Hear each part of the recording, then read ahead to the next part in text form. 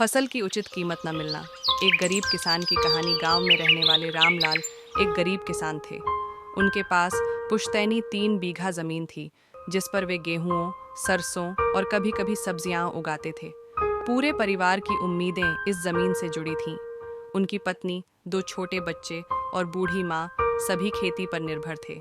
कड़ी मेहनत और सपने। रामलाल ने इस बार गेहूं की फसल उगाने के लिए कर्ज लिया था।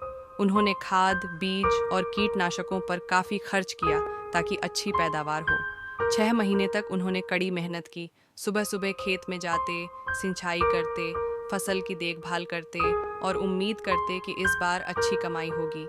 गांव के कई किसानों की तरह उनके भी सपने थे। पुराने घर की मरम्मत कराना, बच्चों की पढ़ाई के लिए कुछ पैसे जोड़ना और कर्ज से छुटकारा पाना।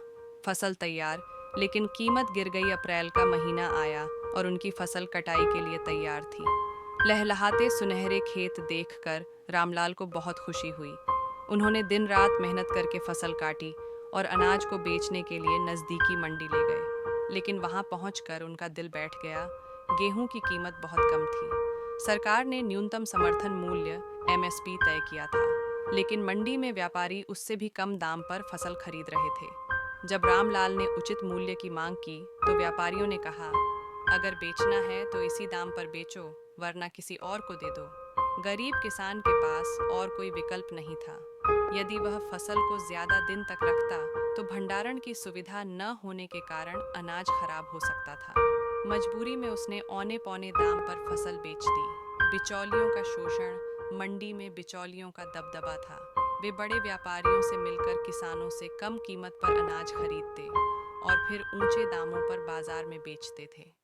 सरकार द्वारा घोषित समर्थन मूल्य सिर्फ कागजों पर था, जबकि असलियत में छोटे किसानों को इसका फायदा नहीं मिलता था। रामलाल जैसे हजारों किसान इस अन्याय का शिकार होते रहते थे। घाटे की मार और टूटी उम्मीदें। कम कीमत मिलने से रामलाल को बहुत नुकसान हुआ। उसने जो कर्ज लिया था, वह चुकाना मुश्किल हो गया। घर की हालत पहले जैसी ही दयनीय बनी रही। बच्चों की पढ़ाई के लिए पैसे नहीं बचे और पत्नी को बीमार होने के बावजूद इलाज नहीं मिल सका। रामलाल पूरी रात सो नहीं पाया। उसे चिंता थी कि अगले साल अगर फिर यही हाल हुआ, तो परिवार का गुजारा कैसे होगा। समस्या का समाधान क्या हो सकता है? रामलाल की कहानी सिर्फ एक किसान की नहीं, बल्कि पूरे देश के हजारों किसानों की है।